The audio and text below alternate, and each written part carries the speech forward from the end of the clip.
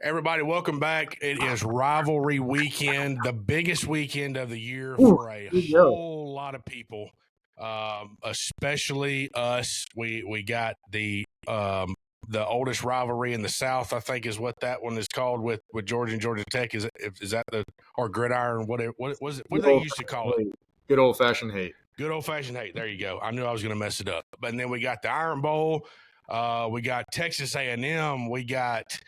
I mean, just a plethora, a smorgasbord, as Ben Stiller would put it, and Meet the Parents, of games that are huge implications for the rest of November and into December. So we're going to quick fire the games over this weekend. It was Cupcake Weekend, as we all know and saw all the shit talked online about this and that. Heard Dan Lenning's line of BS, how they competed this weekend when they didn't compete all September, but we're not going to get into all that stuff. It's November, so we're not going to cover that. But Cupcake weekend, Alabama did what they were supposed to do. Georgia did what they were supposed to do. We're going to quick fire Mizzou, Oklahoma, and we're going to even more rapid fire Arkansas and Texas. So starting off Oklahoma and Mizzou, I thought that Missouri had every opportunity in the world to make this game more competitive. I thought that they played well enough in the game to make it closer. Bo Pribula, coming off of the injury, he did end up playing. We were not anticipating that, but he did play. You could definitely tell that he had taken some significant weeks off. He was very rusty. He threw a couple of interceptions. He made some bad decisions on some throws. Oklahoma's defense did just enough to win the ball game, and Oklahoma's offense is, in my opinion, this may be a hot take, but in my opinion, is digressing to the point where I have serious doubts about them as they get into the playoff conversation, which we're going to cover. But I have serious doubts that if they get into a game with a team that can score 35, 40 points, they're going to have a very difficult time keeping pace with those teams. Mateer is just average at this point. I think he's a shell of himself as he was in the month of September and in the half of October.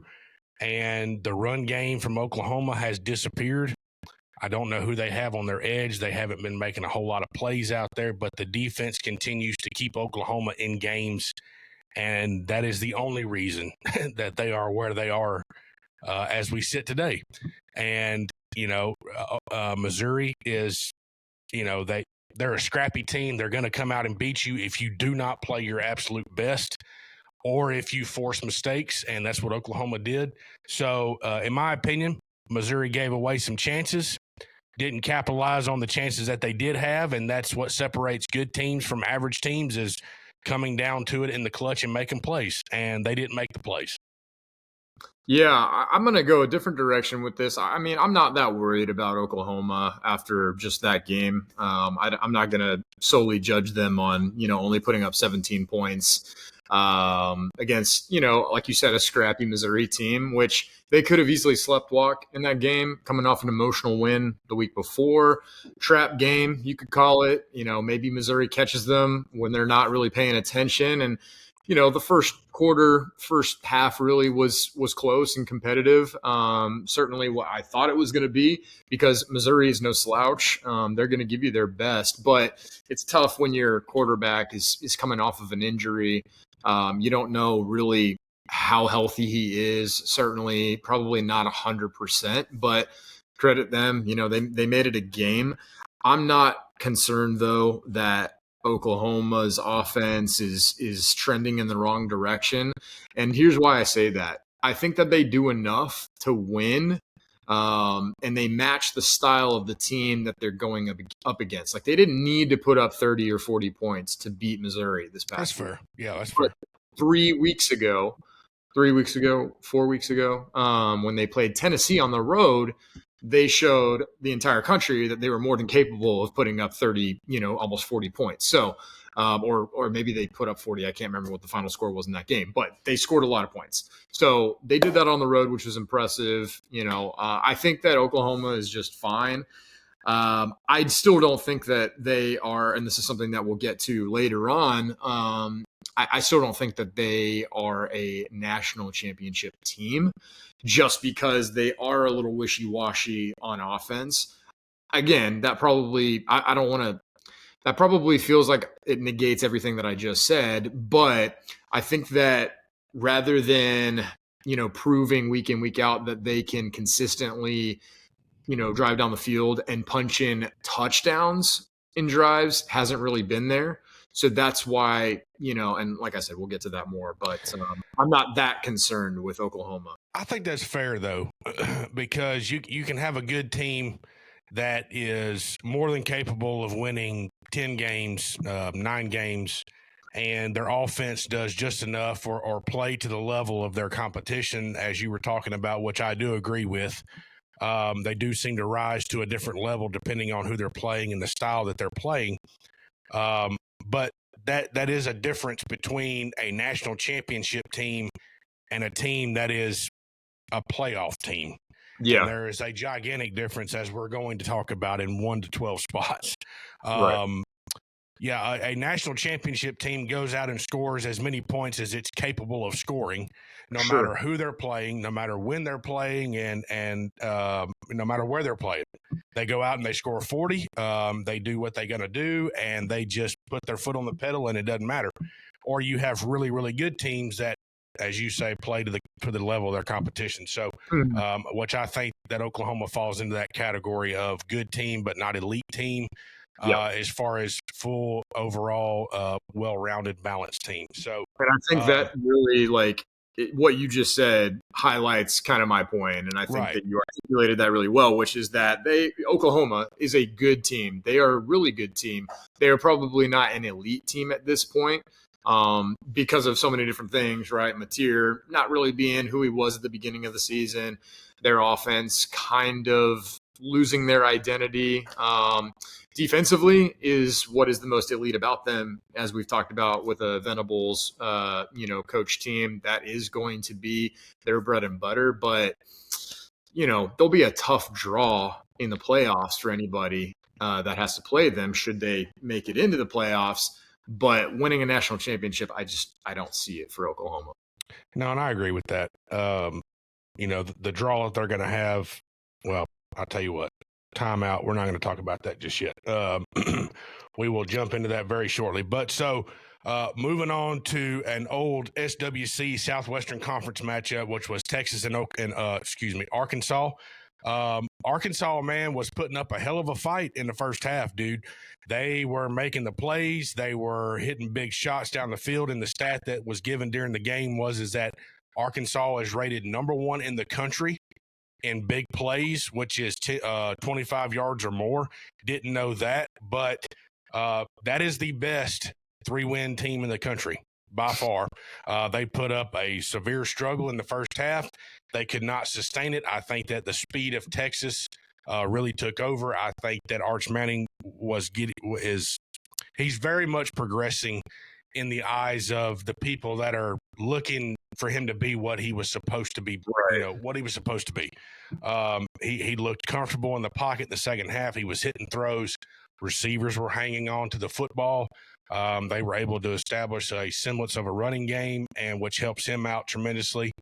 And he didn't make the mistakes that he made against Georgia, and that's what you look for. So Texas defense, they stepped up in the second half, put up a valiant effort and controlling Taylor Green and the backup. I don't know what happened to Taylor Green. He didn't play much in the second half. Did he get hurt during that game? Because I didn't see him go down. But all of a sudden it was the redshirt freshman that was coming in and making Jackson was making a lot of plays and play significantly well. So if you're Arkansas, or if you're an Arkansas fan, you didn't know how you were going to lose that game. Luckily, it didn't come down to a 3-point rubber match at the end, which is the most heartbreaking thing. You did get beat by a significant amount of points, but I think the future is bright for Arkansas. You have a quarterback that the redshirt freshman that came in and played well. You got Bobby Petrino on staff. Who knows if you're going to hire him full time? And if you're Texas, it was we have to win this game, period, and then just see what happens after this. So overall, good effort by both teams, man. I really thought it was a decent game until Texas pulled away. So Yep. that's about what I got to say about it. Yeah, I don't really have much more to add. I mean, I'm glad I stuck with my pick last week of Arkansas. I mean, was hoping that they would pull it out. But I mean, valiant effort, gold star. But Go A for yeah, effort. yeah. I mean, Texas put up 52 points. Arkansas put up 37. And it feels like we're talking about that being a good performance from Texas because of the margin of victory. Now, granted, if it was like 45-37, maybe we're talking a little bit differently about it, but I feel like they look at that as like, okay, struggled against Georgia mightily, and then you turn around and you put up 50 plus points against an SEC opponent. So, it was like a good bounce back game for Texas. Yeah. But all right, well, you gave up 37 points defensively. So, I mean, granted, it is Arkansas, like you said, really big in the splash plays department, but no, certainly a good bounce back win for Texas when they needed it, because now it's like they have to win out in order to give themselves the hope of making it into the playoffs. Well, playoffs. We're talking about playoffs. That's a good segue into what we want to discuss, and I'm going to let you lead. I know you have a question at the end of what we're going to talk about, which I do want to get to. I don't know the question, but I do. I want to hear what you have to ask me. It's November 26th. My daughter's still not here, but we're doing everything we can to make that happen. But so playoff time. Saw the rankings last night. Yeah, we had a significant discussion last week off air. In my opinion, was some of our best stuff. We shouldn't have cut it off. We should have just kept going, but we did. That's all right, because we're going to talk about it right here. We're going to talk about it right here, right now. The steam has not diminished in any kind of PSI whatsoever, and the pressure and the momentum is still rolling. So I'm going to let you lead with what we talked about. Right. I think a lot of people can agree with what we're going to say, especially those who play in elite conferences, who play week in and week out and struggle to win games because you're playing tough-ass teams, man. And then you got the teams that cakewalk through, patty cakes and jumping jacks and whatever else bullshit you want to put on it. So I'm going to let you do it. I want to clip this. I have to tell Riverside now to clip stuff. I want to clip this. Let's talk about it. Here we go. Lead it off, J Money. A great little tee up comment there before I dive into this, which, really got me fired up seeing Dan Lanning's comments after their, big win against USC this past weekend. He mentioned, hey, we didn't play Sister Mary School for the Blind and Deaf this weekend. It's like, buddy, you're only saying that because you just beat a ranked team, which was your first ranked win of the entire season. So might want to press the brakes there on comments like that, my guy, because, prior to that game, you lost at home to Indiana. I mean, I don't know what more you can say about your season. It's been a disappointment. I mean, and it really has been a disappointment since he's been there. He hasn't really been able to get over the hurdle. Yes, they're relevant. Yes, they win games. But when it comes down to the nitty-gritty, Oregon seems to always come up short. So I'll just leave that at that. Yep.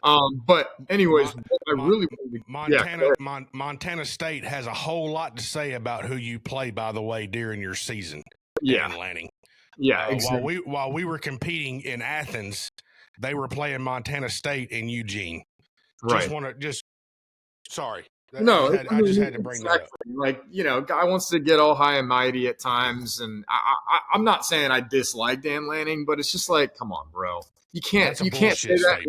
You're just literally gonna be taking a lot of criticism when you say things like that, because it's so easy for us to point to the fact that, hey, look, your schedule has been a cakewalk, and that was your first ranked win, and it wasn't like you played a top 10 team either.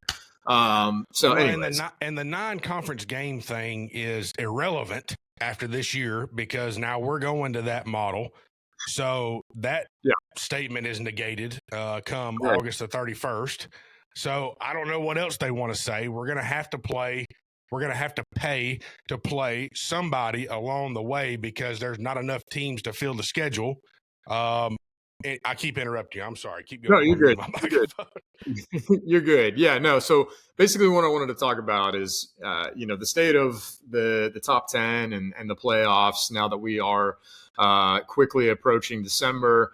Obviously, we are about 3 ranking shows into this season, so feel like for avid college football watchers, we have a pretty good idea of who the final 12 teams are.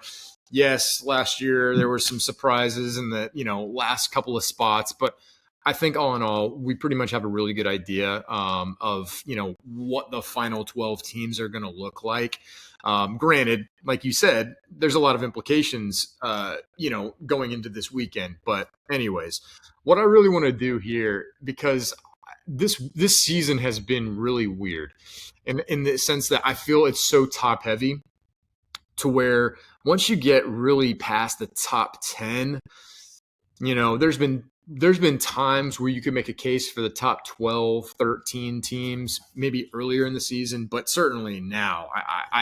This is why this is like a good topic for us, because now, and I'm going to run through these 10 teams, but after that, I'm like every other team. If you threw them up on a board and you blurred out their logo and just threw up their record and their stats for the season, I'd be going, look, I don't care. It doesn't matter what the logo is. If you unblurred it, I'd be like, they're not winning a national championship. Yeah, you could throw them in there. They could sneak into the playoffs, but I just don't buy them as winning a national championship. So what I want to do starting off is go through the top 10 as it stands right now, fresh off of, brand new rankings. And what I really want to do is play contender or pretender. Okay. So I'm roll through the teams and you tell me, and when I say contender or pretender, I'm really talking about national championship. That's right. Not just win a game in the playoffs, Nope, maybe I'm with you. Yeah, no, not go on a run. I'm talking win it all. So we're going to start at the top, Ohio State. Contender. And I agree with you. Okay. It feels like they could go back to back, as much as I would hate for that to happen. I agree. Yep. Indiana. I think they're a contender. I really do. They're very good. And I'm inclined to agree with you too. I think that they are much improved from last year, and they were a pretty damn good team last year. Yep. They proved that they could win a big one, and they did that earlier this season against the aforementioned Oregon Ducks. Now we're going to move over to Texas A&M. Contender. Okay. I think Marcel Reed is playing well enough. They can score points with anybody. Their defense is elite. They can make stops. They can create turnovers. They can do anything they want to do if they show up in the right headspace. So contender. I agree. I think that Texas A&M is a very dangerous team. Yep. They keep finding ways to win. They can win very big. So, I think that they are going to be a brutal draw for anybody in the playoffs, and certainly have the capability of playing in the national championship. We'll move over to Georgia at the 4 spot. Contender. I've been on this train even after the Alabama loss and then the poor performance the week after. I said that Georgia is more than capable of winning a national championship. They have everything that you need to win a national championship. They have the offense, who is now showing more versatility and explosiveness than they have all season at the right time. Mm-hmm. You're going into your 12th game and you're just now probably 3 weeks into showing how explosive you are. That's a disastrous thing for a lot of people that are going to have to play you. And the defense has now had their best 2 games that they've played all season at the right time.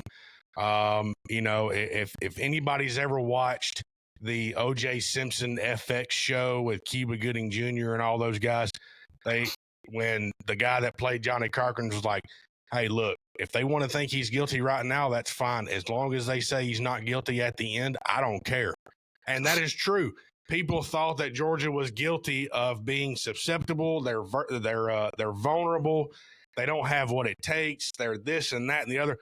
At the very end, when it's all said and done and the glove goes on the hand, how are you going to fall?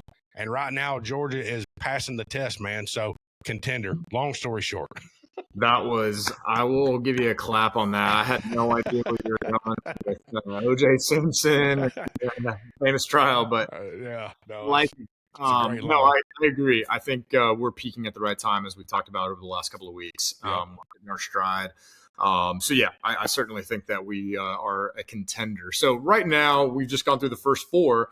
We've said contender for every single team. All right, and that would be a great for anybody to sit at home and watch, right? I mean, you would have A&M versus Indiana and Georgia versus Ohio State.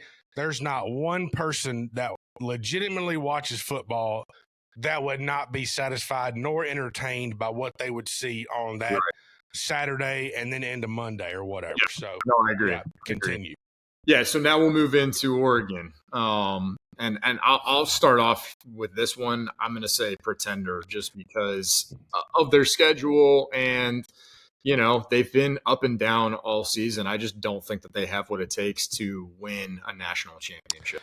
I agree. And has nothing to do with what Danny Lenning said or anything else out of, blowing that out of his ass or whatever.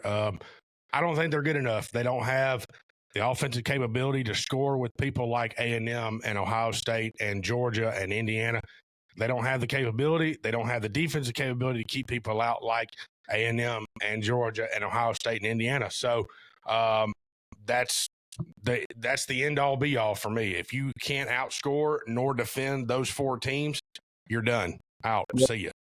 Yeah, no, I agree. And defensively, I mean, I just, they kept SC in the game longer than they would have liked.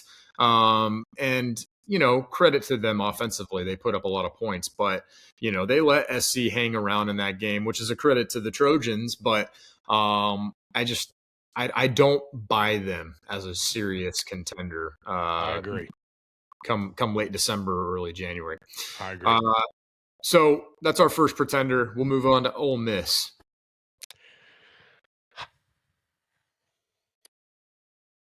I'm stuck between a rock and a hard place. I'm going to go, I'm going to go contender because of the teams. Well, it'll be contender. There's one team in the top four that has proven that they can beat Ole Miss, and that is Georgia. They have not played A&M. They have not played Ohio State or Indiana. I think they can score with Ohio State.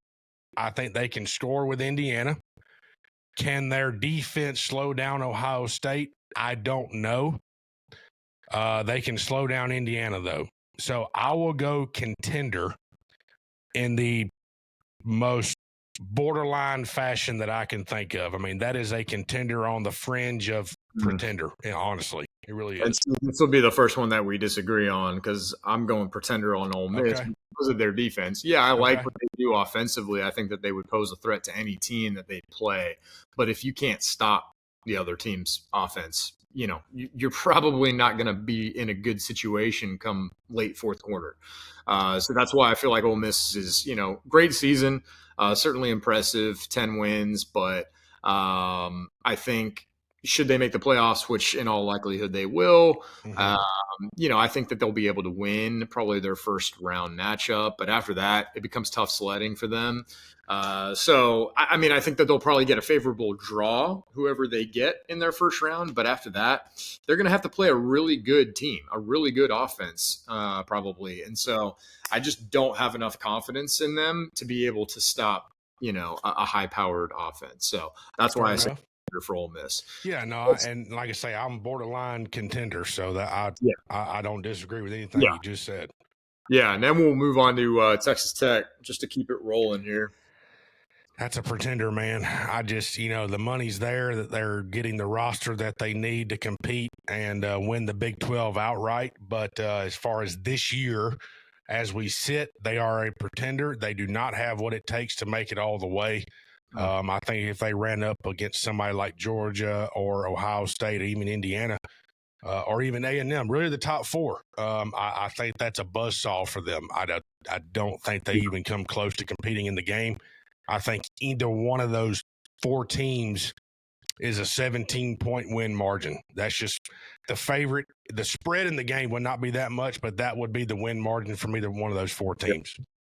Interesting. Yeah, I remember when we talked about this last week, I said that I was more inclined to say that Texas Tech is a contender because I like what they do defensively. And, on offense, they can score with the best of them. But it does feel like you said, they're built to win the Big 12. And beyond that, would just be an extra bonus for them this season. It's hard to say. Really is Yeah. hard to say. So I'll agree with you. I think pretender is fair because of who is ahead of them that they would likely have to play in the playoffs. Are we really saying that they would beat them? And so I would lean towards no. So yeah, I agree with you on pretender. Now here's where it starts to get really, in my opinion, dicey. 8 to 10. We'll start with Oklahoma. What are your thoughts there? I mean, we've kind of talked about this earlier.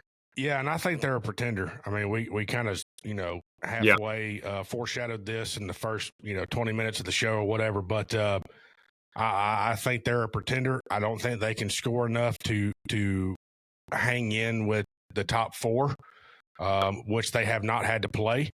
I don't think that they could even – I'd be hard-pressed to say that they could hang with Oregon. And just because of how potent Oregon's offense can prove in being, their defense is going to keep them in a game no matter who the fuck they play. Excuse me for saying the F word, but they're going to keep them in a game no matter who they play. And as it stands in the bracket right now, they'd be playing Notre Dame, who's going to be our next team on the list. And I know that me and you are going to disagree on that one. So I say pretender. I just don't think that they have what it takes to push through the threshold of hoisting a trophy. I just don't think they're good enough. This year they're not good enough. I agree. I'm not gonna, I'm not gonna add too much based off of what we've already talked about. But no, I mean, I think Oklahoma's had a good season. The injury is really what they're going to look back on and go, man, what could have been had John Mateer just stayed healthy all season long. We'd probably be talking about them in a much different way, heading into this weekend. So how many times did we talk about that they're running Mateer more than any running back on their roster and going, if you want to make it through December and into January into the playoff and be a formidable team that will put the effort on the field and the product that will make you say, I don't want to play these guys come postseason, they had to stop running him. And what have they done? They have done nothing but lean on that guy the entire way, which proves our point that they don't have anything behind that guy. Right. So, and that is, to me, the deciding factor of what makes a playoff or a national championship team to a playoff team. There's a huge fucking difference. So, well, and obviously Venables is going to have to improve in that department if he wants to, get over that hump, right? It's like if you're only focused on, one side of the ball. Yeah, that's probably going to take you a decent, it's going to take you places. But if you're limited on offense, that's what's going to hold you back. So if you can figure out, much like Lincoln Riley needs to, that it's, not about just focusing on one side of the ball, you have to be, balanced, then we'll probably be talking about them as a serious contender for seasons to come. So yeah, no, I agree. And hiring Ben Arbuckle was that remedy to his, one-sided team argument. I don't like when Mateer was healthy, like we've talked about. That was the key to Arbuckle's offense, that he was running it with profane speed, just hitting everything that you want to throw at him and blah, blah, blah, blah, blah. But you pull one puzzle piece out of the mixture, and all of a sudden, can you hear that? Oh, okay. Marlena's upstairs vacuuming. I didn't know what the hell it was. It sounded like a Black Hawk flying over the house. Sorry. you put Ben Arbuckle in there and you pull one piece out of the puzzle mixture, and all of a sudden the thing, goes apart, and you don't have a run game. And I think they're in the same situation that Alabama's offensive line is in, is that you're really good in pass protection, but you fucking suck in run progression, and that's what slows you down. Yep, I completely agree. Next, we'll move on to Notre Dame. For me, I'm going to say pretender. Mm-hmm. And this is the argument that I hit you up on Instagram and was DMing about last week. And, when we talked about the rankings off air, I wish it was on record because I did call what they were going to rank us.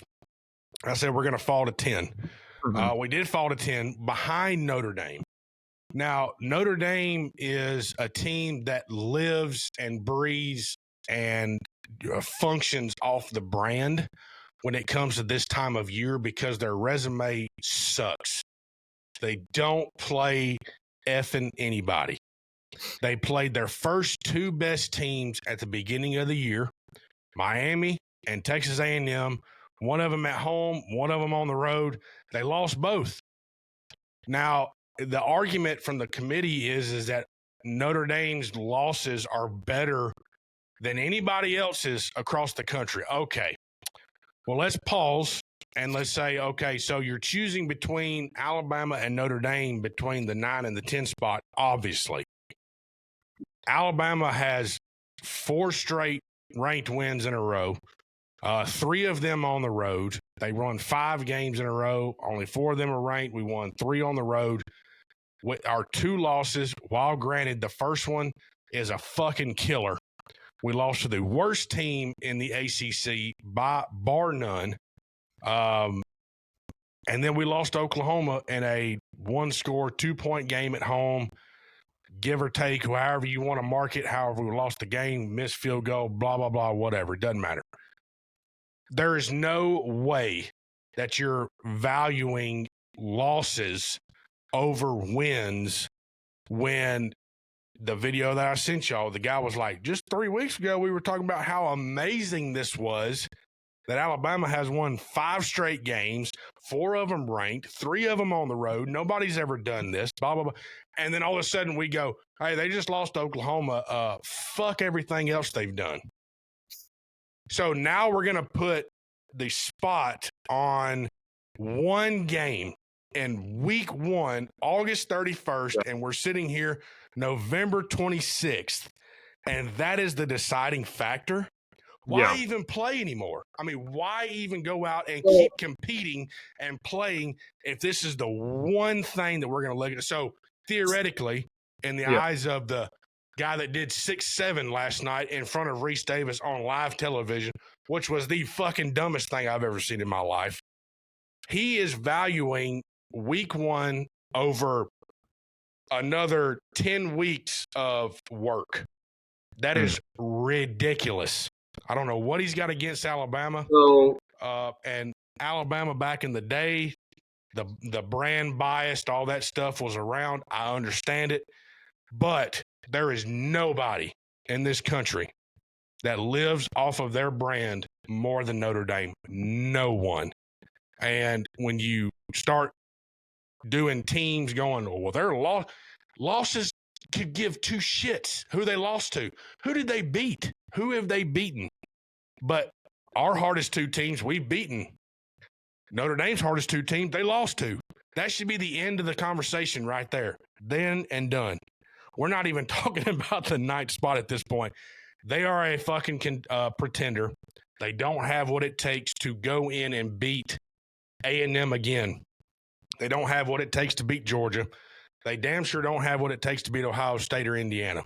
That is a given fact. And I don't think they could beat Oklahoma. And I'd be hard-pressed to see them try to beat Oregon, to be honest. All right, so a couple of things. I think, number one, 9, 10 doesn't really matter. Both teams are still in the playoffs. That's the first thing, right? Now, granted, I agree with that. Yeah. Now, I agree with you. It's a bit ridiculous to put Notre Dame ahead of Alabama. I think that that's fair. So I'm not disagreeing with where you're coming from in that regard. But again, I kind of go back to my first point, which is that both teams, where they sit, are currently in the playoffs. Now, here's what I will say about, looking at losses at the beginning of the season and where we are towards the end of the season, which is something that we've talked about over the last few weeks. And I'm going to highlight that point based off of what happened to Tech this past weekend and where they currently sit. It's become pretty clear that the committee will not reward a team for losing at this point in the season, this late in the season, because they see that as a team trending downward. Mm-hmm. So, like Georgia Tech slipping all the way to 23 is crazy. But, I mean, it was a really bad loss at home. I mean, they got smoked by Pitt, who just got smoked by Notre Dame. So it's like, the committee's not going to take lightly to that. And so that's why I think we're seeing these big, slides. So that's my second point. And then here's the third thing I want to say about Notre Dame. I'm with you on Notre Dame as a brand. You're not going to have any argument from me on how much they, benefit from their logo. But I will say this. They are a very improved team from the first 2 weeks of the season. I think it's ridiculous that they never dropped out of the top 25. That is insane to me. How can you be 0-2 and still in the top 25? But that feels like so long ago at this point, Sam. That's like it feels like an irrelevant thing for us to talk about. It's like they've rattled off 9 wins in a row, and they've looked pretty damn good doing that. I mean, it's not like Pitt's the only team that they've beat the brakes off of.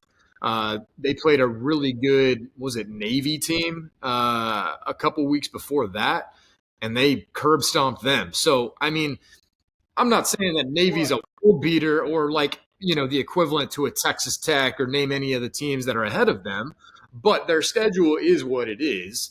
And they go out and beat a conference opponent 70-7 in late November. It's pretty remarkable. You don't see that often. So, I'll give you that point for sure.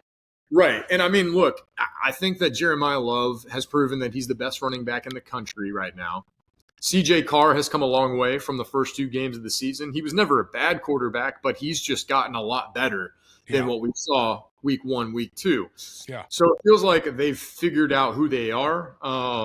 And I disagree that if they were to, be matched up against Oregon, I think that'd be a brutal game for Oregon. They wouldn't want to play Notre Dame. That's my opinion. I think so now I'm going to get back to like the main point about Notre Dame, contender or pretender. I'm still going to say that I don't think that they could win a national championship game, but they are good enough to beat a team that is currently ahead of them. I believe that. Okay. It all comes down to who they'd get as their first round matchup. That's important. I want to put an asterisk next to that comment, but I don't think that Notre Dame is a slouch at this point in the season.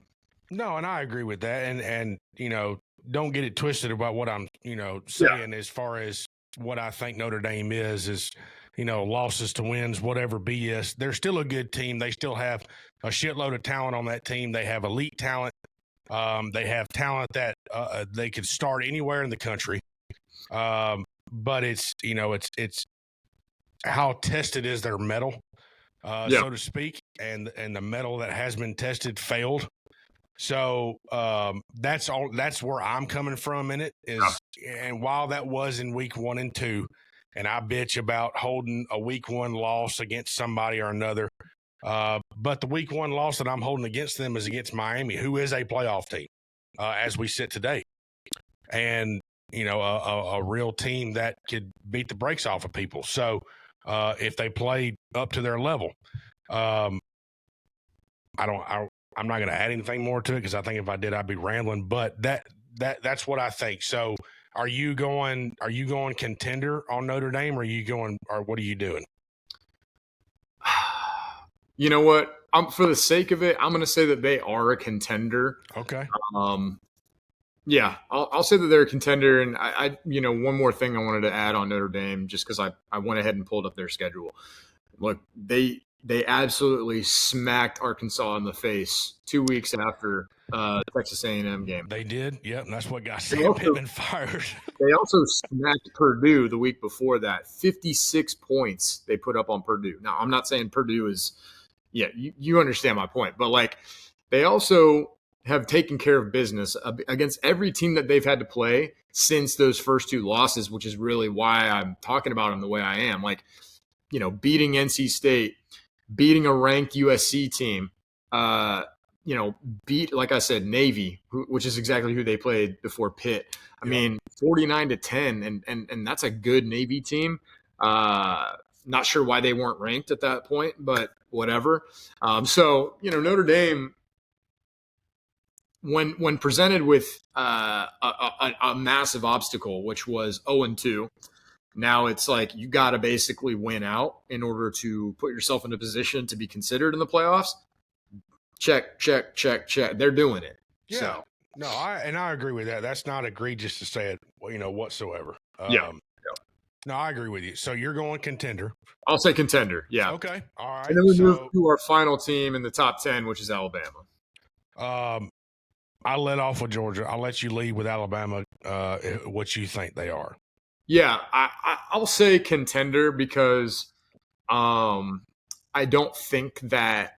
Well, I'll just say this: the Florida State game is irrelevant at this point. I agree. I think that the Oklahoma game proved that this isn't the same Alabama of old, and by old I mean a couple of seasons ago. Right. Like they are susceptible. They can be caught off guard, which is not something that we're used to seeing from Alabama. But I think that they get too cute sometimes. I think that, Alabama just gets in its own way. It's not more so about a team, finding, really clever ways to destroy Alabama. That's not what we're talking about. I think that Alabama can just prevent itself from winning. And like I said, the Florida State game is irrelevant because that was week one. They were asleep in that game. So, and Florida State is not the same team, right. At this point in the season. So really, all I'm talking about or referring to is the Oklahoma game.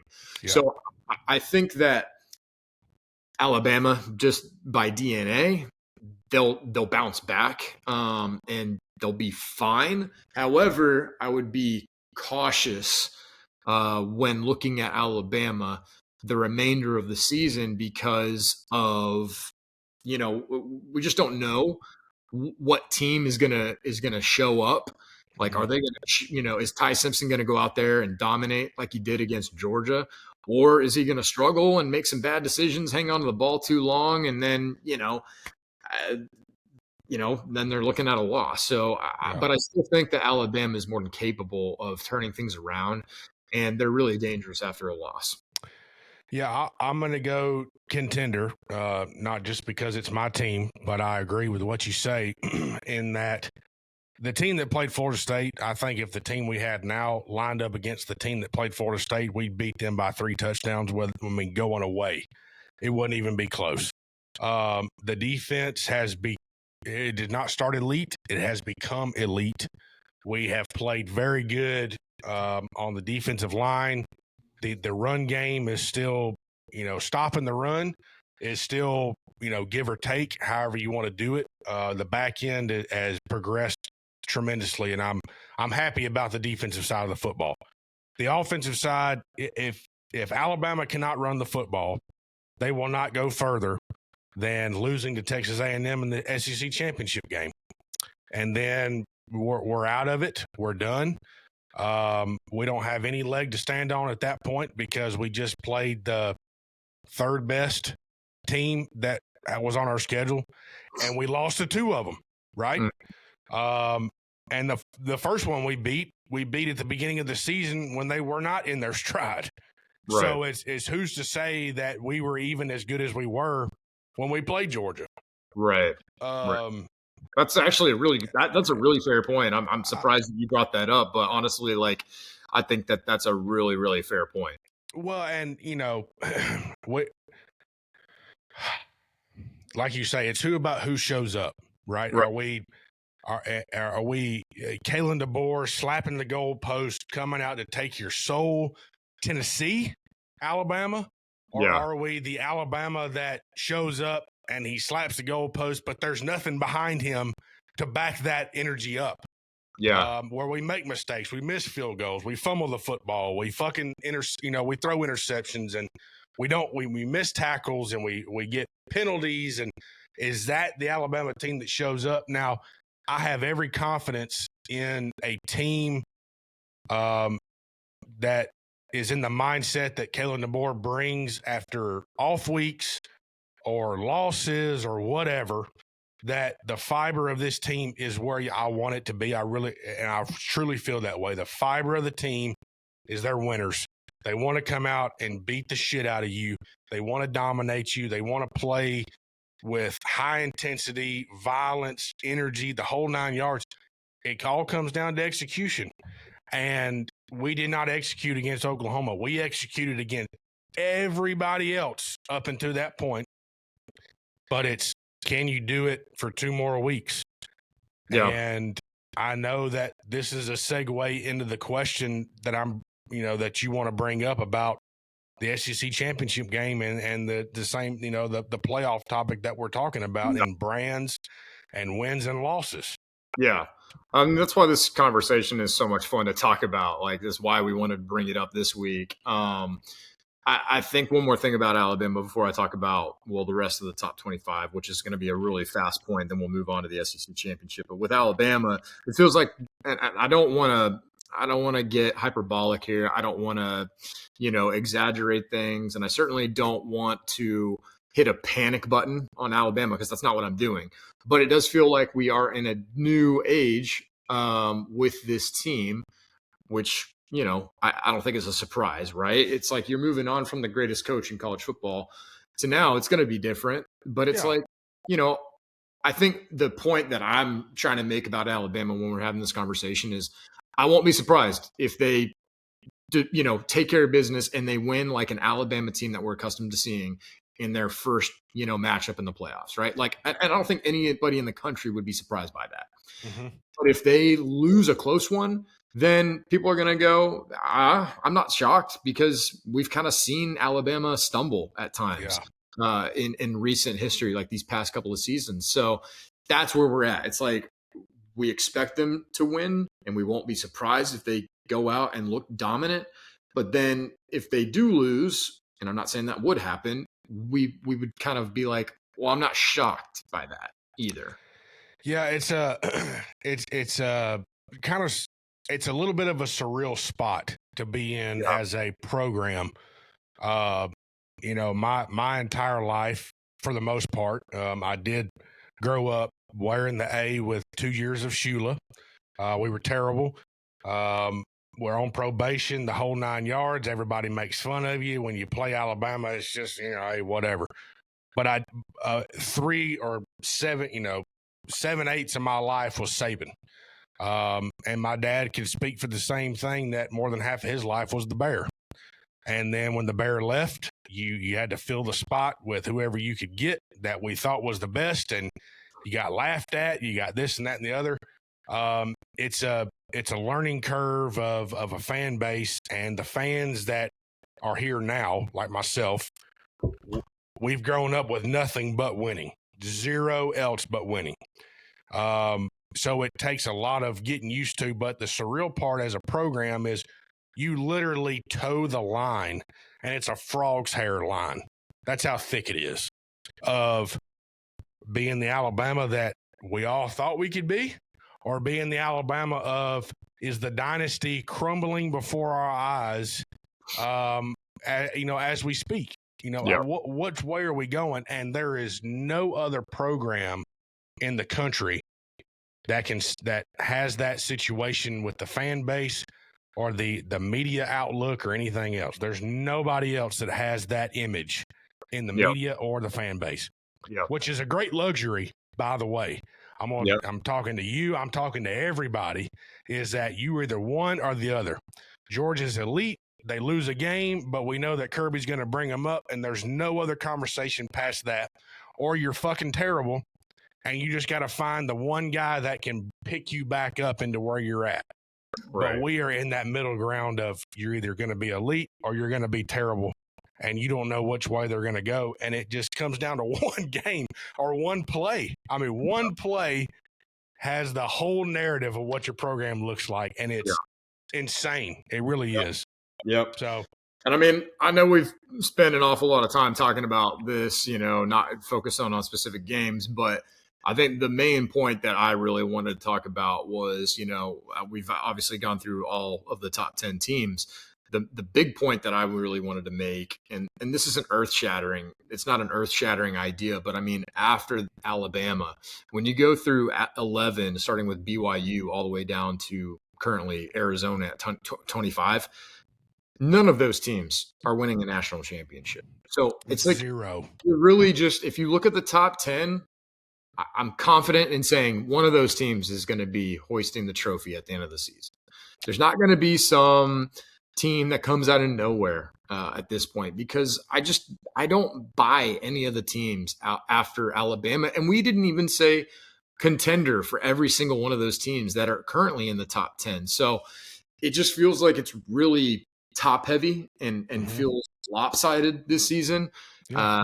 But it's going to be exciting, and I'm certainly going to watch every single game. But it's just something that we've talked about a good bit, because when we get down to it and we're filling those final couple of spots on the final selection show, it's like, is it really going to matter if Miami sneaks in? No, it's not. Like, they'll be a good team, but they're not going to go on a run, and they're not going to be winning. They're not going to be competing for a national championship.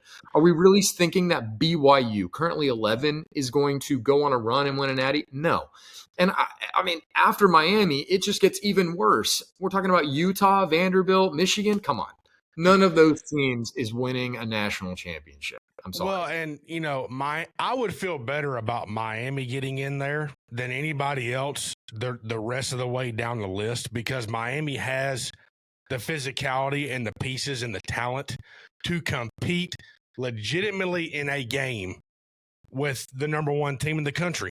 I think they could legitimately go with 4 quarters with Ohio State and everybody else behind them. They could go 4 quarters with them without a doubt. Yes, Miami. I didn't say win. I didn't say, put up, and lose by 3, but they would be in the 4th quarter with an opportunity to make a play to try and change a game. And I honestly believe that. I really do, because of the way that we saw what Miami could be in the first 6 weeks of the season before the Louisville game. They were beating the living breaks off of everybody. Right, but they it's were fucking good. now. That's what's the most important thing. No, and I agree with you. I'm just saying that absolutely smoked, Sam, by Ohio State. I personally do. I think that they would get the breaks beaten off of them, because defensively they've lost their identity.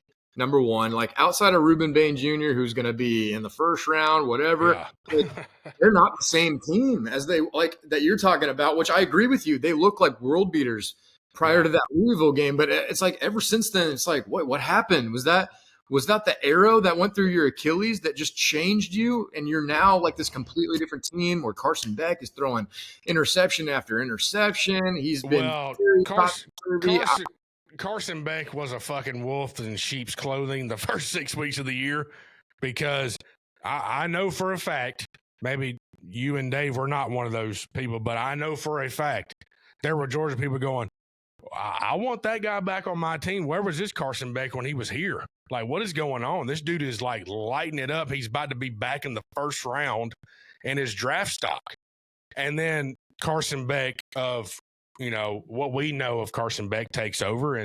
But the capability of a team like Miami shouts or shows out over a team like Tulane and BYU and Vanderbilt and all that bullshit we were talking about. If you're going to draw a line and say, okay, where is the team at? Not what could they do against Ohio State, but what is their capability as a football team? It's like, okay, Well, the capability of Miami is to go out and beat Notre Dame, and then they have the capability of beating, Florida, and they have all this capability, and then you transfer it over and say, Vanderbilt, what's your capability? What have you done?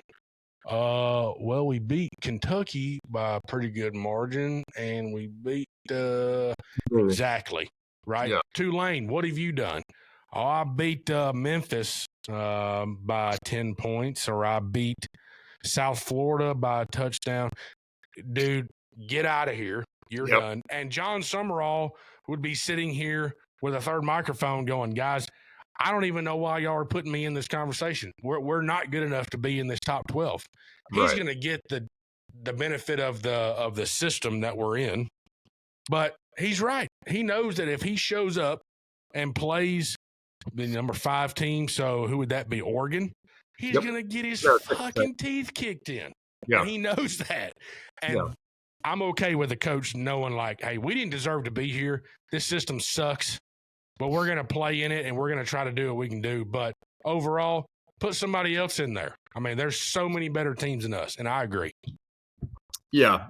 So that was really like the last, point I wanted to make, just on the overall top, 25. But, let's kind of move over into the SEC championship and really talk about the implications of losing that game and then still being able to make it into the playoffs. And I think there's a lot of different scenarios with this because as it stands, we don't even know who's going to be playing in the SEC championship. But let's just start at the top. Let's just say it remains where it currently sits, which is A&M against Alabama. I personally think that Alabama, if they lose that game, they'll be sitting there with 3 losses. Be pretty hard for the committee to keep them in to the playoffs at that point. And I know that goes against what we've been talking about, where they won't, what's the word I'm looking for? They won't penalize you for playing in a conference championship, but circumstances have since changed. That would be a 3rd loss for Alabama. And I don't think that they would reward Alabama for losing 2 games in the last 3 weeks of the season. And I agree with that. And the narrative for the longest time this season is if the finalists in the SEC championship game are going to be in the playoff, they're the finalists, they're getting in, period. Yeah. For whatever reason, I don't know if it's Alabama losing to Oklahoma or what the reason is, that whole media narrative has shifted to Alabama, you either win or you're out. I don't know where the change was, but that is the case. If we beat Auburn, which I hope to God we're going to do, we're going to be in that game. And I so wish we were not playing in that game. I really do. I hate the spot that that we've put ourselves in. I shouldn't say that they have put us in. It's what we have put ourselves in. Right. And you don't lose to Florida State. You're going into the SEC championship game. You're playing with house money. You're not going to get kicked out of the playoff for losing in that game if you only are a 1-loss team leading into that game. Right. But we did. Here we are. Do I think that Alabama should be penalized for losing that game? I sit on the fence and saying yes and no. And I say, so here's the yes portion of the answer. The yes portion is you played a top 3 week 1 bye playoff team. You lost. The no portion is who did you beat to have to even get there? Because you got 3 teams sitting below you that if you'd have lost one more game, they'd have been in that spot, right? Right.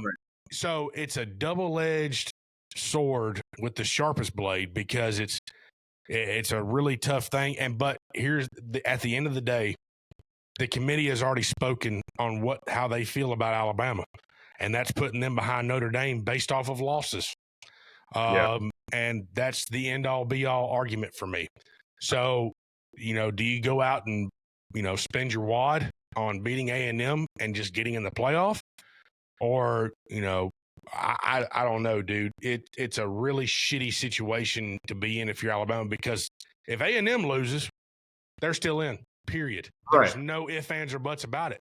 Right. So it's Be their one loss, assuming that they get by right, Texas, which obviously we'll need to. and no arguments there. Yeah. They've showed and proved us wrong and flipped our opinions over 11 weeks to make us finally say A&M is for real. Right. So they've done their part. Yeah. Don't have any arguments with them losing and still being in. They've done everything they could do, but we are in the position of the redheaded stepchild that, we're going to get Jap slapped no matter what we do. So you win, you blow your wad on playing in a really, really hard game. Now, here's my question. Here's a rebuttal question to your question of, do you win, who is in, whatever. Yeah. Is if Alabama goes out and say we lose by a field goal in overtime and A&M kicks the field goal to win, do you penalize Alabama at that point for playing in that highly contested of a game in that position that late in the year when you have the resume that you do have? That would be my biggest question. I don't think you're going to like my answer, and it's not because of any feelings towards Alabama as a team or a brand. I think it's really just the way I have to answer that subjectively, which is based off of what the committee looks at and the criteria that they're measuring. And I think that losing at this point in the season, like at this, late in the year, they don't take kindly to that. So I don't think it really matters if you guys lost by 1 point or 30. It's going to be viewed the same way, unfortunately, because of the two losses and emphasis on that second loss being, in this month, right? In the month of November. Yeah. So, that would have been, yeah. So, I know that sucks, and I agree with you. I would feel the same way if it were Georgia, right? I'd be like, damn, we just like everything that we did in the middle of the season, which was the gauntlet of our schedule, all of that just gets thrown out the window, and it's like, unfortunately, it would, based off of what we've seen from the committee. They do not like teams losing late in the season, prior to the final, rankings coming out, and we've, etched every team into the playoffs. They want to see a team that's on the rise and that's winning their way in, rather than a team that's got a couple of late losses in the season. Okay. So let me turn the question to this. Yeah. So we talked about the top 10. Yep. And everybody else following that. So Miami would get in with an ACC championship win, and then Tulane gets the G5 bid. Outside of that, everybody else is a joke, right? Really quick pause. Is it a foregone conclusion that Miami is playing in the ACC championship game? Yes. Okay. Yeah. And who would they play? They're going to be playing Georgia Tech. Okay. I'm pretty sure. I know Tech had a must-win against Pitt to make the ACC championship game, but I don't know who else would be behind Pitt to not make the game. It would have to be either Pitt or. Well, I think Pitt would get it before Tech would now, because prior to that game, Pitt's only loss was they only had one loss in the ACC. And so now, and Georgia Tech's one loss in the conference is to Pitt, right? Right. So they would win that based off of a tiebreaker, I would think. No, because Georgia Tech would only have one conference loss, and Pitt has two, right? No, I'm saying Pitt only had one conference loss in the ACC. Oh, well, okay. Because Notre Dame is technically not in the ACC. Right. Yeah, you're right. So you think Pitt is in the ACC championship game? Okay, so I don't know who they're playing. Really don't know, because I don't know either, because I'm not paying attention to the ACC stuff as much as what we're in our own conference. But either way, so Miami wins to get in. They're 11. Tulane gets their G5 bid because they're the best one of the bunch. Outside of that, we talked about everybody else is a joke, right? You throw the Joker card away. You don't care. Yep. So who out of the top 12, given Miami and Tulane, make the tournament? So let's look at it this way. Ohio State, Indiana are playing the Big Ten. Whoever loses that game or whoever wins it makes zero difference. You're either going into the tournament number 1 or you're going into tournament number 5, period. A&M beats Alabama. They're going into the tournament number 3. Georgia's going to sit at home and be at number 4. If they don't move Ohio State and kick Georgia back, which would be a travesty.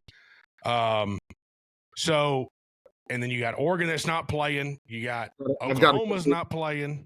I've got a couple of answers for you because I know exactly where you're going with this. That's where I'm going is who would you pick over Alabama to even move them from the 10 spot? Or if you even want to put them at 12, give Tulane the 10 and give fucking Miami the 11 or whatever.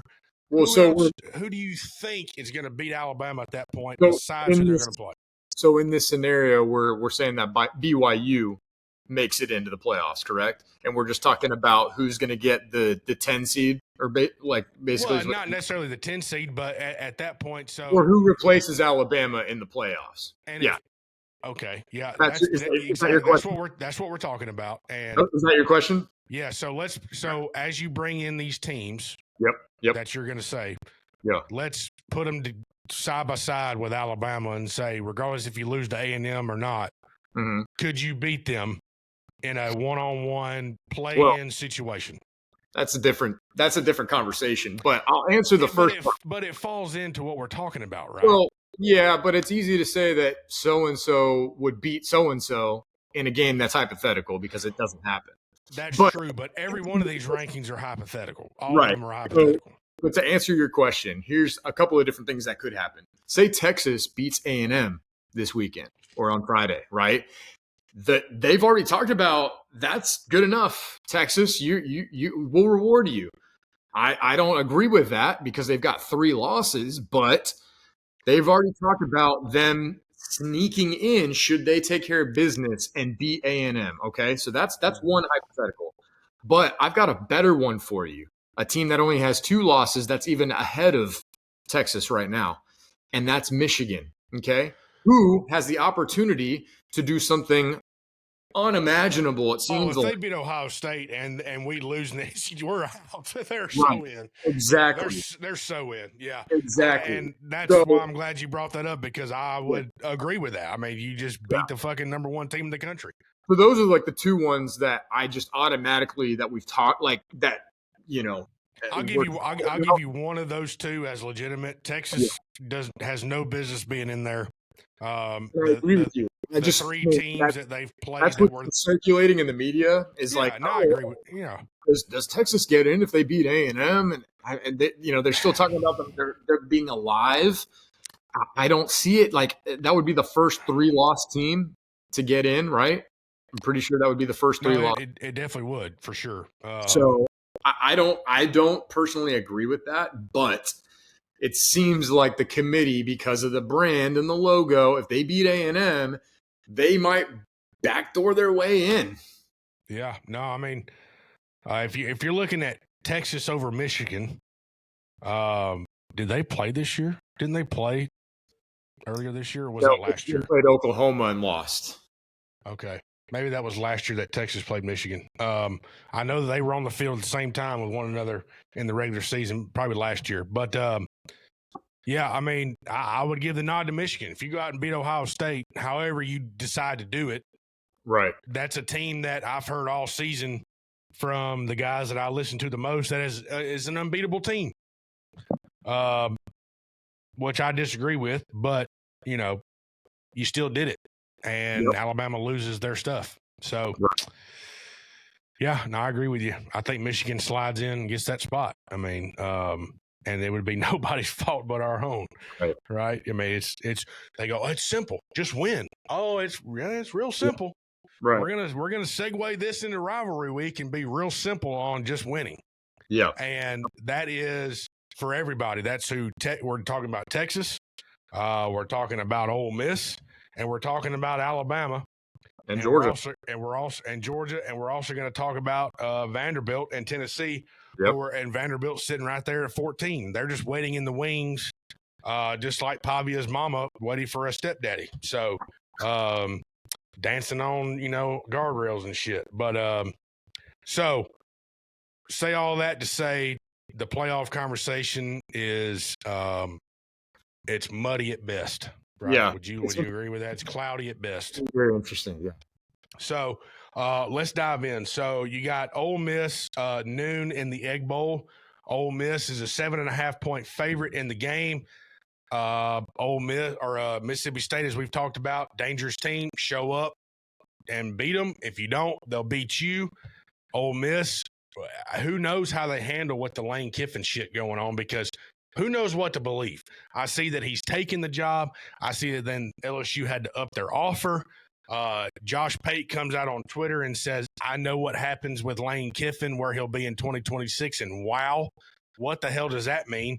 It's distraction city in Oxford, man. It's distractions after distractions. How do you handle it? I think that Ole Miss will come out and win the game. I think 7.5 is pretty generous. I'll give them by 10. Mississippi State doesn't have the defense to stop Trinidad Chambliss. End of story. Dude, does Mississippi State have an opportunity to do the funniest thing this season? I mean, look, 100%. This game is going to be competitive. I believe that. 100%. And their quarterback that they made the switch to, Camario, dude, that dude is the real deal, as we've talked about before. I mean, I'm glad he didn't start the game against us. It would have been a different story. But, I mean, here's the situation. If Mississippi State beats Ole Miss, is it a foregone conclusion that Ole Miss still retains a playoff spot? I don't know. They're out. Right.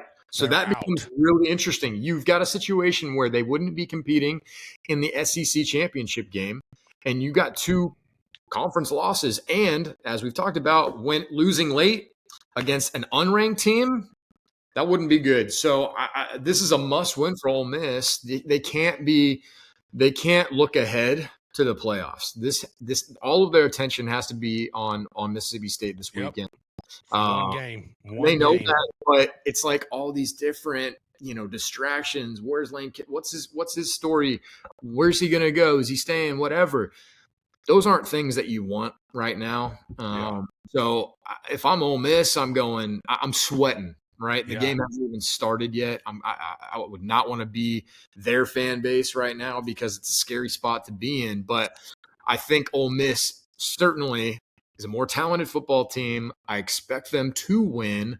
But, man, if they were to lose this game, how chaotic would that be? It'll blow it up on Friday at noon. And, Mississippi State's competing for a bowl spot. Right. And that's Jeff Lebby's, first time being bowl eligible. So, they're going to pull everything out of their butt for that one. Yep. Moving to 3:30 ABC Friday afternoon, and it's going to be the good old-fashioned hate in the Dome. Mercedes-Benz, Georgia Tech. Georgia Tech coming off of a disastrous loss to Pitt. They were not in the game, and they got in the game, and then they weren't in the game again. Haynes King making some critical errors. I still think that Georgia Tech is a good enough team to make this game competitive. Yeah. Georgia sits at a 13.5. Let me put my glasses on so I can see 0.5s. Georgia is a 13.5-point favorite in the game. I think that's a little generous. I'll give Georgia a 10-point win in the Benz. We've seen Georgia come to this game favored by way more than 13.5 and really, really, really struggle in the game. And Georgia Tech comes out with this plan that nobody knew about but them, obviously. But Haynes King's last go around to beating Georgia. So, they're going to be playing for their life. And, I still think Georgia has the muscle and the talent to win. You're playing your best ball at the best time. So I'll give Georgia a 10-point win in the Benz. Yeah, I'm with you. I think that the 13.5 is way too generous because this is a really talented Georgia Tech team, one of the best offenses in the entire country. As a matter of fact, I'm pretty sure they had the best offense in the country heading into their matchup against Pitt. Tough loss, which is probably why it's 13.5. But, Tech is going to give us their best stuff on Friday. They'll be playing like they didn't just, have a really bad loss at home. Here's what I'll say, though. I think the keys to the game are limiting Haynes King and stifling their run. They become very, very one-dimensional on offense if we can do that. They like to run the ball. I think it's like 55% on offense. Haynes King is obviously a very talented quarterback. They rely on him to do a lot. He's certainly very capable throwing the ball and pushing the ball downfield. But I really like what our secondary has been able to do in the last few weeks. DeMello Jones has really emerged, and he's been phenomenal in coverage. I think Chris Cole, I don't see a single bit of drop off from CJ Allen. As a matter of fact, my dad and I were talking about this earlier today. I actually think it's a bit of an upgrade, to be completely honest. He's a little bit faster, and he's just a little bit more physical too. So I think if we can get pressure on King and make him uncomfortable, I would certainly feel better. And the other thing too is I don't think that Tech is going to have that shock factor that they had last year with Buster Faulkner having this incredible, game plan scheme that really just we were not prepared for. Granted, we kind of found our rhythm and footing late in that game, and we pushed it to overtime. But that really felt like their best opportunity in the last, few years to pull off an upset. And so, I feel like we have a lot more to go off of heading into this matchup. I'll take us to win. I just want to win. If that's by 3 points, fine. So I'll say that we win by 3. All right, that's a great point. I mean, it's winning you're in, right? Who cares what it is? It's a W. So I agree with you there. I think it's going to be fun. I think it's going to be awesome. Is James coming over for the game, or is he going? He's going to the game. Yeah. Oh, nice. Okay, well, that'll be super fun. That'll probably be a pretty live atmosphere, to be honest with you.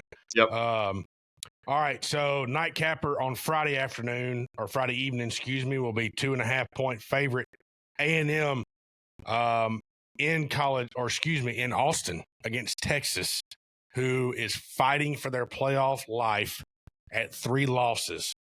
A&M is going to win this game, and it's going to be off the back of Marcel Reed's passing.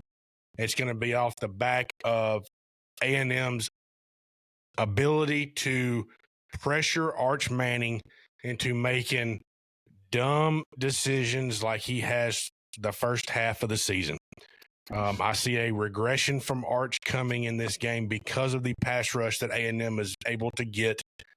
I think A&M more than takes care of business. I mean, you look at 2.5. I mean, that's really benefiting Texas on that line. I mean, I don't see where they come off with 2.5 points. Maybe because Texas is at home and it's a night game and all that stuff that we talked about earlier is in place. But A&M is going to walk into Austin.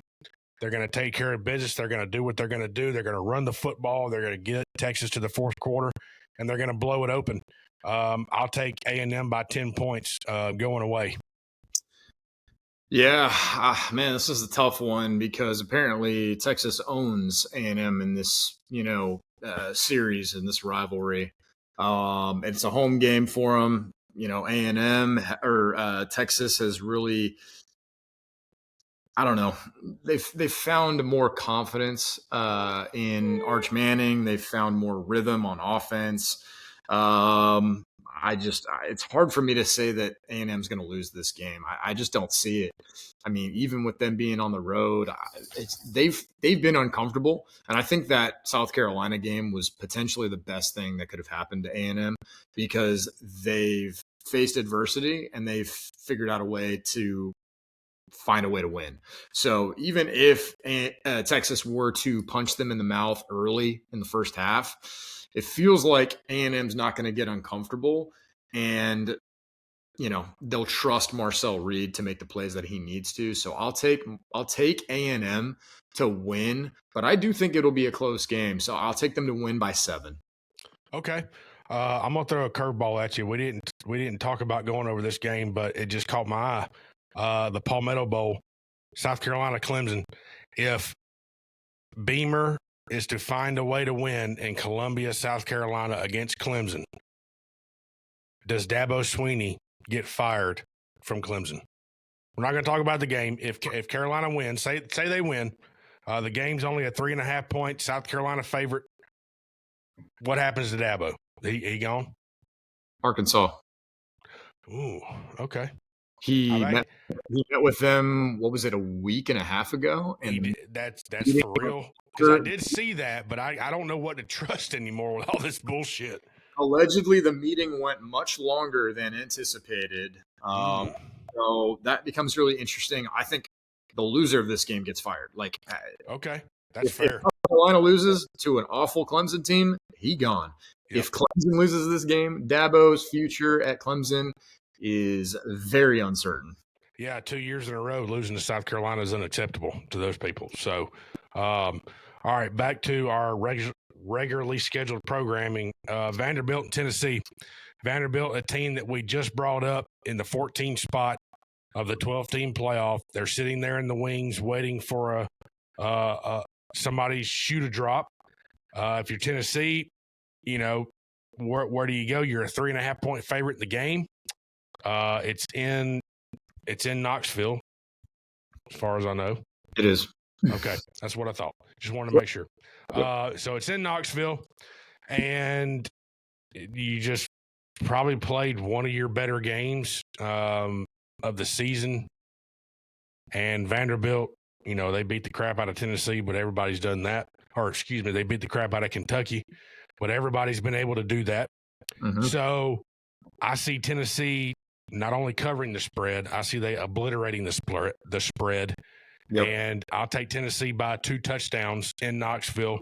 3:30 and not. I mean, it's win or die. So I'll take Tennessee. Yeah, I know. I'm going to take Tennessee as well, just because Vanderbilt just defensively they struggle to make tackles, to wrap up. And Tennessee, how they like to run their offense. They like to air it out. They like to, push the ball downfield, get those big splash plays. And I just don't see Vanderbilt being able to have a consistent answer to that, especially on the road. So I will take Tennessee. But I do think that it'll be a competitive game because this is another, ranked matchup in the SEC. So I'm not saying that Tennessee's just going to run away with the game. I think it'll be close for 3.5 quarters, maybe. Actually, yeah, I think it'll be close for 3 quarters, but I think Tennessee will find a way to pull away and win by, 10 or 13. Okay. All right. Fair enough. So the the T1, so you got A&M and Texas and Alabama and Auburn as our T1, T2 game of the week. Both games at 7:30. Both games gigantic implications on the playoff picture. If you're Alabama, we've talked about it. You got to win and you're in. This is an unusual spot for the Iron Bowl to be played. We usually get it at 2:30 in the afternoon, to where crunch time of the game is at night. Yep. But we don't give the Auburn people an extra 4 hours to lube up for the game in the parking lot. And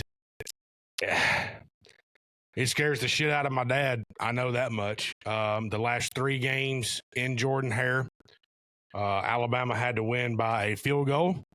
Alabama had to win in 4 overtimes. And then we had to throw a 4th and 31 gravedigger play to beat them again. Yep. In far less important spots than we're in this week, to be completely honest with you. Yeah. The last 3 times that we've played there and had to get those, really close games out, we were still in the playoff, regardless of what would happen. Whatever, you could talk about it, but it's do or die, man. It is do or die, and the Auburn people know that. Mm-hmm. The pastures have been mowed in Auburn, Alabama. The corn has been shucked, and the field peas are in the pot, and they're ready to go. Period. Alabama being a 6.5 point favorite in the game. I mean, I saw Jeremy Bernard come out and say something either really smart or really fucking stupid, and he's like, "Who's to say that we can't go out and blow them out?" I'm like, why are you saying anything going into this game? Why are you saying anything? But, I mean, he's right. Who's to say that we can't go out and blow them out? Well, you should. I mean, we should, theoretically, on paper, go out and blow them out of the game. Mm-hmm. However, we are playing on the Indian burial ground that the Eagle just happens to fly over every Saturday. Yep. And, what's more American spirit than Indian burial grounds and a bald eagle? I mean, I don't know what else you can say about it, but I'm relying on my boys' fiber to come out and take a football game for your season, and if something goes wrong, it's going to be halftime speech of Billy Bob Thornton and Friday Night Lights. Like I sent y'all that clip where you're going to watch them go out and take your season if you don't pick the shit up. Yeah. So if you're Alabama, play your style of defense. Ashton Daniels is starting the game. Your second option is Deuce Knight being your backup.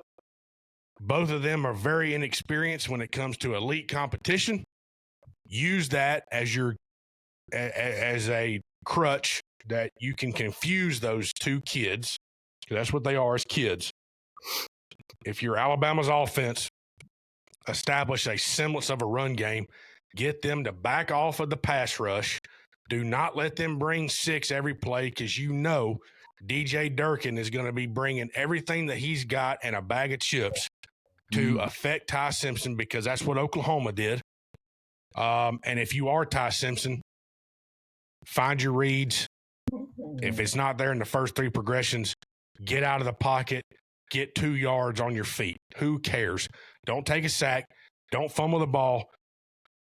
Get yards. Keep the clock moving. Drain the clock. Keep them off the field and manage the emotion in the game. It is the Iron Bowl. It is unpredictable as whatever analogy you want to throw at being unpredictable. Yeah. But I can tell you this. If the game comes down to Connor Faulty Talty making a fucking 28-yard field goal to win us an Iron Bowl, I'm turning the television off. I'm walking outside, going in the garage. Y'all are going to be at the – well, no, you won't be at the house.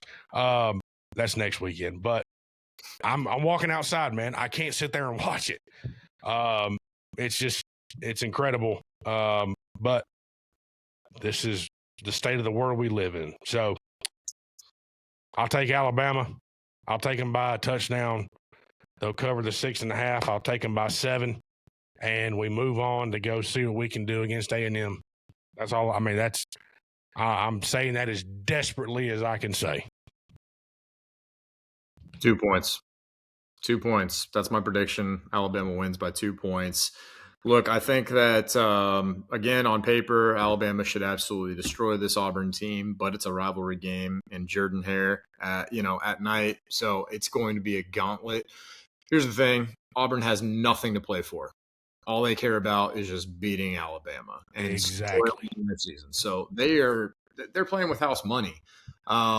And I think that they are going to benefit from the fact that, Alabama doesn't have a whole lot of film to watch on their starting quarterback, whoever they decide to go with. This has the makings of being down to the wire. I think it will be. But I think that, ultimately Alabama will make enough plays and Auburn will do something stupid to prevent them from winning the game.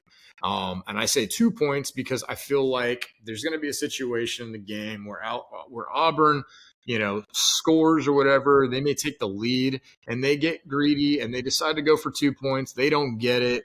And then, that causes chaos. And then Alabama finds a way to go down the field. They score and win the game by 2 points. So, that's just kind of what it feels like to me. I think that this will be a very, very good game, highly contested, but yeah, I don't see Alabama losing this one. They're too talented, and talent is going to beat out.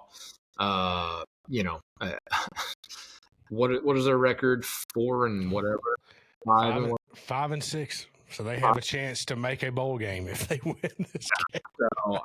But yeah, 2 points. Alabama wins.